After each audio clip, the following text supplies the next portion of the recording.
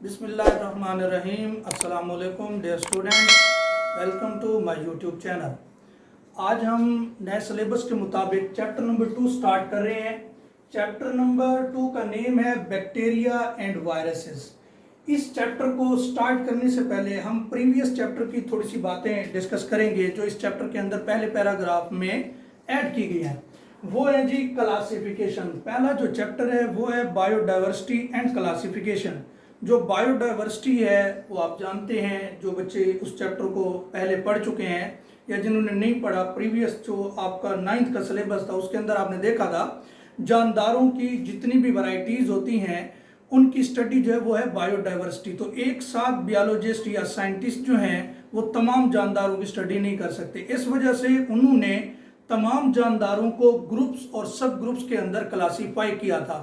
तो इसके अंदर जो चीज हम डिस्कस करेंगे वो है 5 किंगडम क्लासिफिकेशन सिस्टम, जिसको पेश किया था रॉबर्ट वाइटेकर ने। इस सिस्टम को पढ़ने से पहले हम थोड़ा सा माजी की बातें डिस्कस करते हैं, जिसमें हमने पढ़ा था कि सबसे पहले जानदारों को 2 बड़े ग्रुप्स के अंदर यानी 2 किंगडम क्लासिफिकेशन, फिर उसके अंदर थोड़े से ऑब्जेक्शन थे जिनको दूसरे साइंटिस्ट ने देखा। उनमें एक साइंटिस्ट था अर्नेस्ट हैकेल, जिसने 1866 के अंदर 2 बातें पेश की थी। एक उसने 3 किंगडम क्लासिफिकेशन और उसने एक इकोलॉजी की टर्म पेश की थी।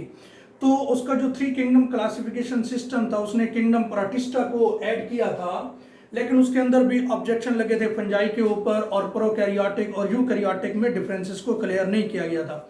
तो इसी तरह उसके बाद एक साइंटिस्ट आया था रॉबर्ट वाइटेकर। इस बंदे ने उन तमाम ऑब्जेक्शन को देखने के बाद 5 बड़े ग्रुप बनाए थे, जितने भी ऑब्जेक्शन थे उनको क्लियर किया था। इसने जो 5 किंगडम्स बनाए थे उनमें सबसे पहला जो इसने किंगडम बनाया था वो था किंगडम मोनेरा। ये जो किंगडम मोनेरा था इसके अंदर इसने जितने भी जानदारों को ऑर्गेनाइज किया था वो सारे के सारे थे प्रोकैरियोटिक।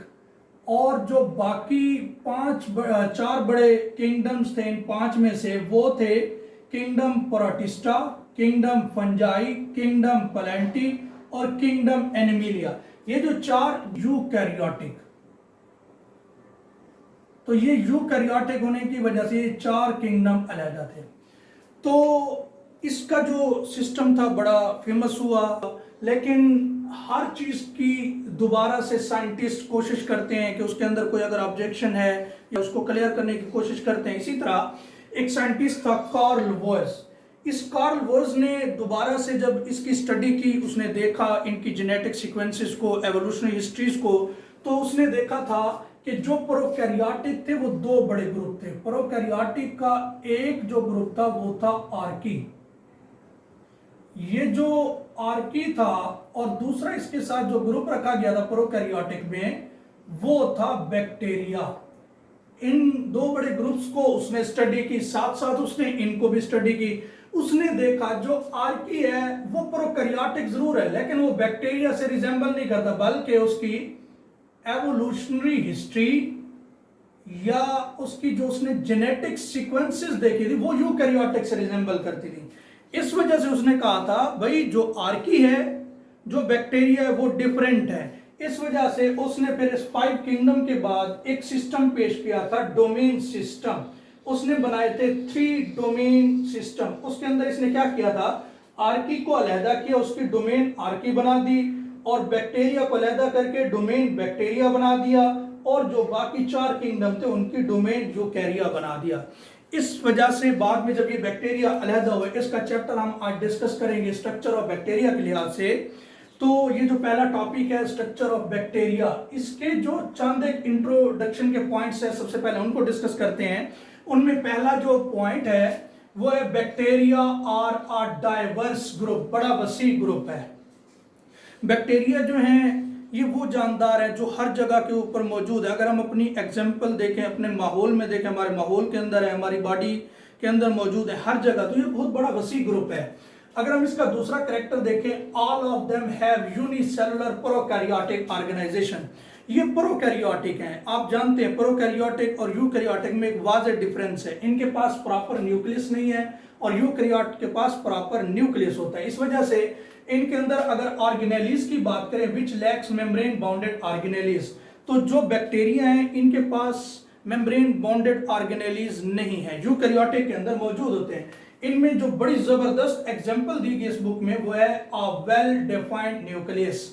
इनमें और यूकैरियोटिक में जो सबसे बड़ा डिफरेंस है वो इसी चीज का है, इनके अंदर प्रॉपर जो है वो न्यूक्लियस नहीं है, बल्कि ये न्यूक्लियाइड वो पॉइंट है या वो जगह है जिसके पास ये क्या कंटेन करते हैं, डीएनए। तो इनके पास प्रॉपर न्यूक्लियस नहीं है।